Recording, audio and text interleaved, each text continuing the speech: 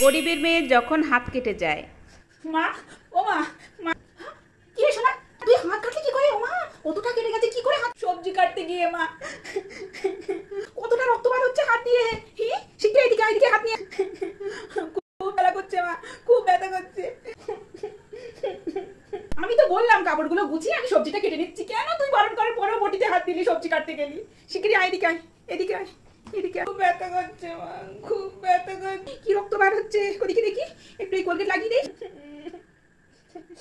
বারবার বললাম সোনা হাত দিস না, বটিতে হাত দিস না। কে শোনে কার কথা? শুনলি না তো, এখন দেখ কার ব্যথা করছে বল। ঠিক হয়ে যাবে সোনা, কোলগেট লাগিয়ে দিয়েছি না, ব্যথা কমে যাবে আর সেই সাথে রক্তটাও বন্ধ হয়ে যাবে। একটা কাপড় নিয়ে আসি, এদিকে দে, হাতটা দে। দিন যেন ওই বটিতে কি বলবি না, তোর সবজি কাটতে হবে না, সবজি আমি কাটবো। বল, কোনো দিনও যাবি না ওখানে? এই তো একটা বড় কিছু বিপদ হয়ে যেতে পারতো। তা কথাও শুনিস না, তোকে নিয়ে আর পারি না আমি।